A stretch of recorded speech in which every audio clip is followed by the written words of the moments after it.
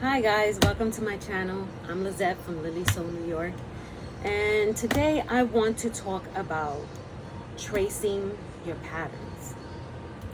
Now, I know it's an extra step, and a lot of people don't like to do it because, well, it's an extra step. But I find it now that we're undergoing this situation with potentially not having in the future paper patterns available. I think it's best to try to save our patterns as best as possible for future use.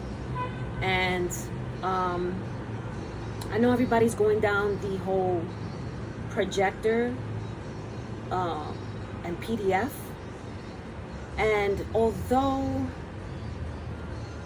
I'm not really embracing that right now, because first off, my space is small and I live in New York. We don't have a ton of space. I don't have a she shed. I don't have a backyard. I live in an apartment.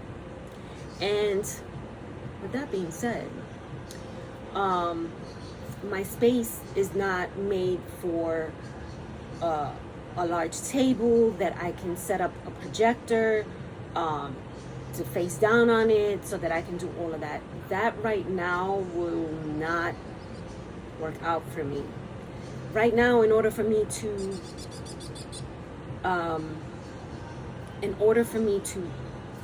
cut patterns, I have to go to my kitchen table, which is an inconvenience for me in some way, because my sewing room is here, but I don't have the space in the sewing room in order to have a cutting table. So I have to go to my dining room table in order to cut my patterns. And it's not to mention the literally the amount of money that a projector would require, and then not only a projector but a stand for that projector, and then we're talking about PDF files, so you need to have enough space on your laptop or computer. Then you have to configure things, and it's a whole different ball game. I'm not saying it's not doable or that it can't be accomplished, because clearly a lot of people are doing it and it is achievable. It's just not something that would be achievable for me at this precise moment in time. Maybe in the future, who knows? Until then, I have to do things where I can save on purchasing more patterns and reusing them whenever I feel that I have to, that I want to make a pattern. So what I do is that I trace my patterns. And I learned this early on in my sewing journey. So what I've done was, and through the help of the sewing community, which is amazing, I will say, they are amazing. These women and men and women, they, them, they are amazing. They taught me how to file my patterns, and the organization that some of these people have is top notch. It is top tier, okay? So early on, I learned how to trace my patterns, because I didn't want to cut into it, and then I tend to fluctuate in weight, so I go up and down. It's not an extreme, but I do fluctuate. Us women, we retain water. A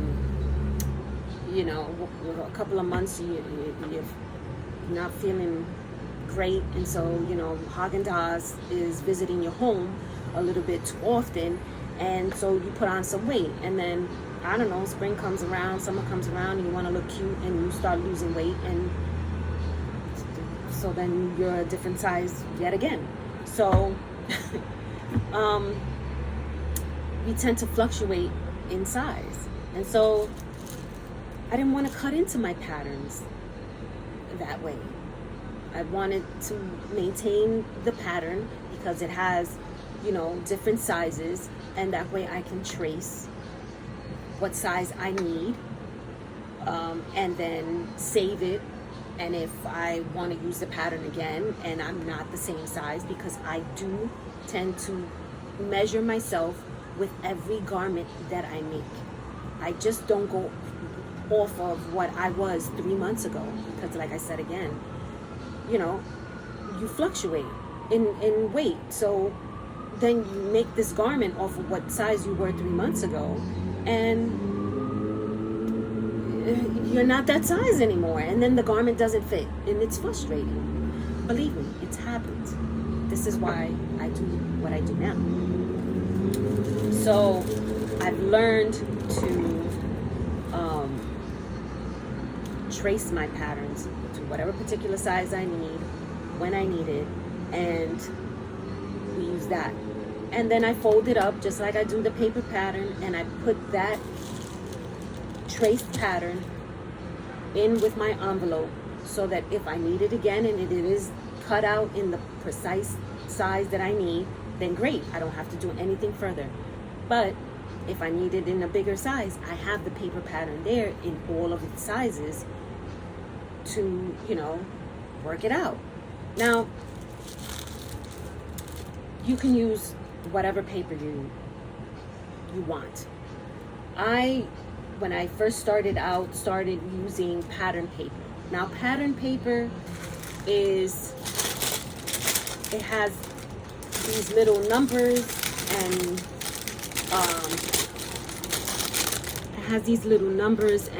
plus signs on it, and it helps you to, line up your lines and make your curves and help you out with pattern making.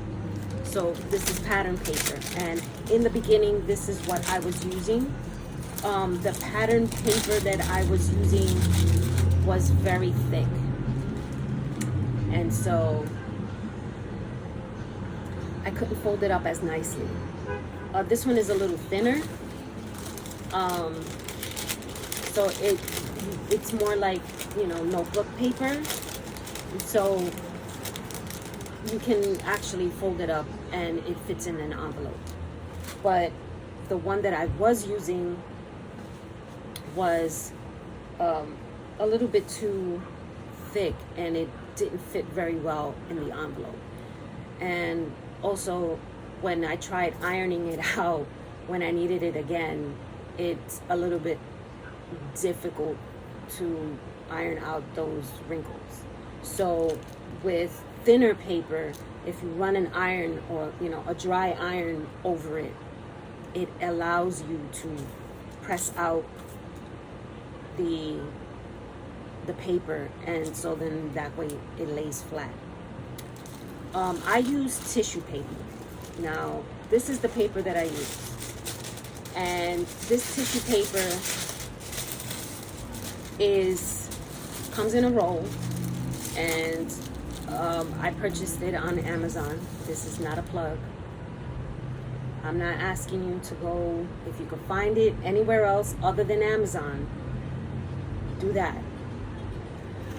I have not purchased anything from Amazon in quite some time. I have my reasons, which I'm not going to get into. But I have tissue paper, which is basically what they use in the doctor's office when you go to visit and they have you laid out on their table. This is basically what that is. It's medical grade tissue paper. So I use this to trace. Now, the trace paper that I use is large. Now, on Amazon, or anywhere else, I did not find paper wax paper, because this is basically what trace paper is. It's wax on one side, and it literally, when face down on the paper and you draw on it, it transfers what you're writing or doing on the opposite side to the paper. So I had a hard time finding paper that was large, that was, large enough for me to trace a large piece of the pattern. The one who put me onto this was my sewing instructor, because I did go to school to learn sewing instruction, and he let me know that there was a shop here in New York, in the garment district. There was a shop that sold it in a roll. Now, the roll is a large roll. It's very large. And basically, it allows me to open it up, place the roll of tissue paper underneath, put the pattern piece that I'm tracing out, put the pattern on there, sandwiched in between. So basically, let me say this again. I think I'm doing this wrong. I'm explaining this wrong. Basically, you take the paper, you lay it out, you take the trace paper, you put it on top, you take your pattern piece, you put it on top of that, and then you trace the pattern piece just like you would when you're going to cut it. But you're tracing it along the line, the cut line, and you're tracing it with what I call a pinwheel. Now, this one doesn't have the sharp points. This is the one for pattern making. So as you see, it has these little points. It has these little points that stick out, because those points make holes in the paper so that you can see where your pattern starts and finishes. But this one is used for pattern making. The pattern making on paper, because of course there's the mannequins where you can use the tape. That's another story. I ain't never done that. But this one I rarely use, because right now I'm not into pattern making. I'm just tracing. I just want to trace. This pinwheel, it allows you to trace without making holes in the paper or whatever it is that you're tracing and using.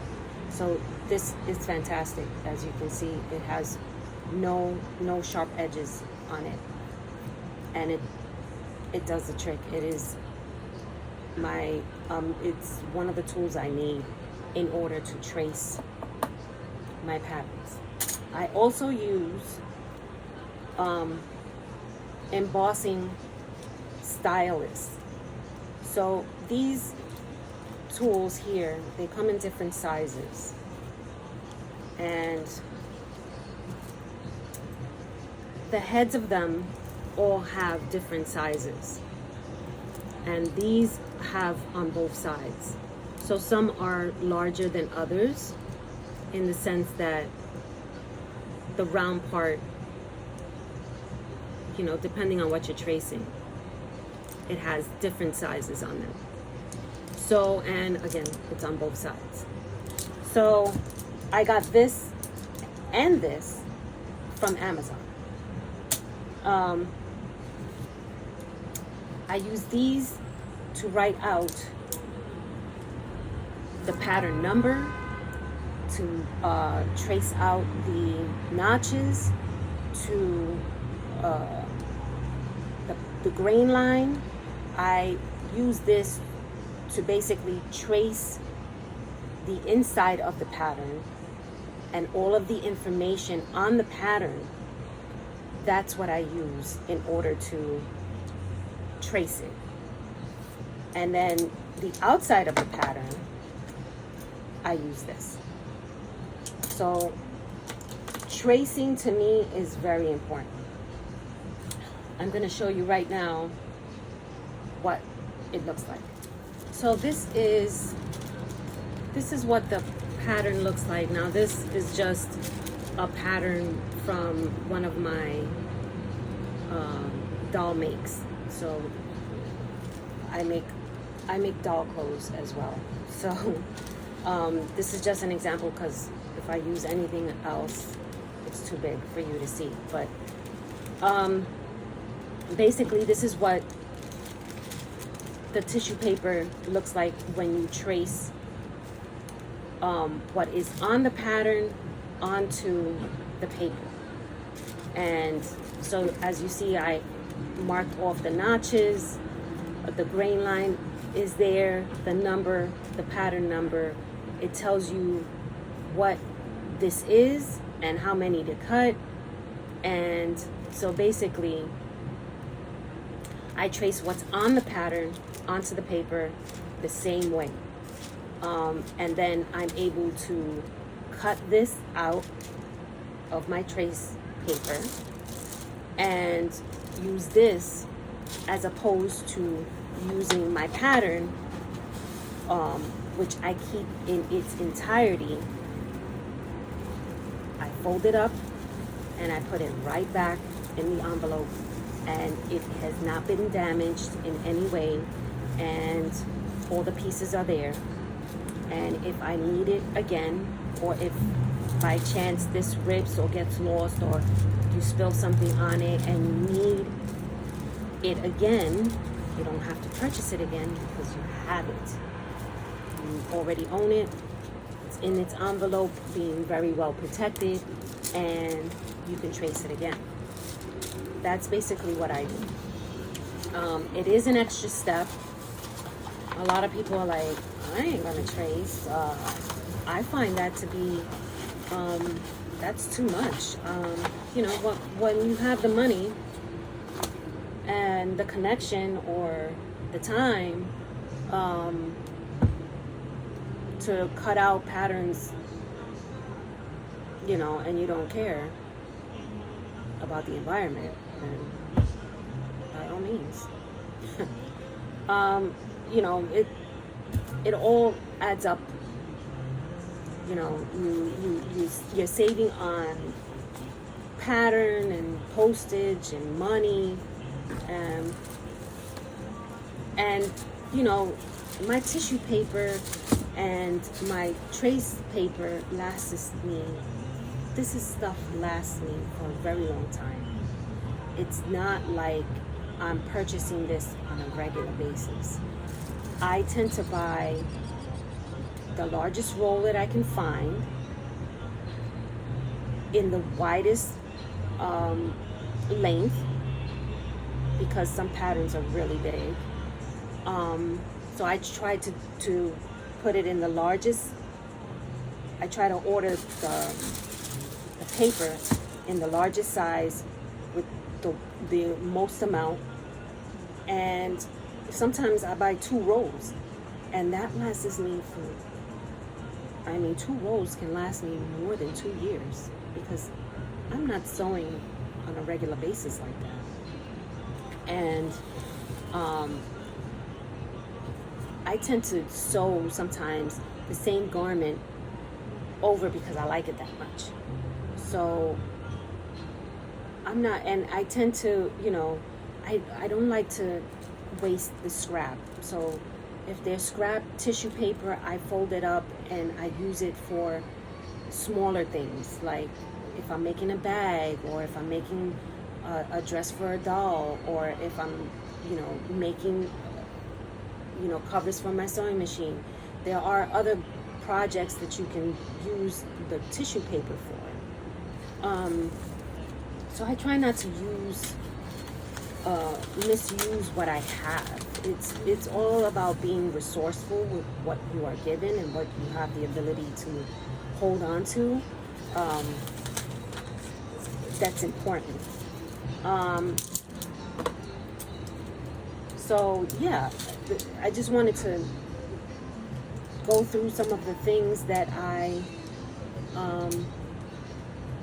do in order to print, in order to save my patterns.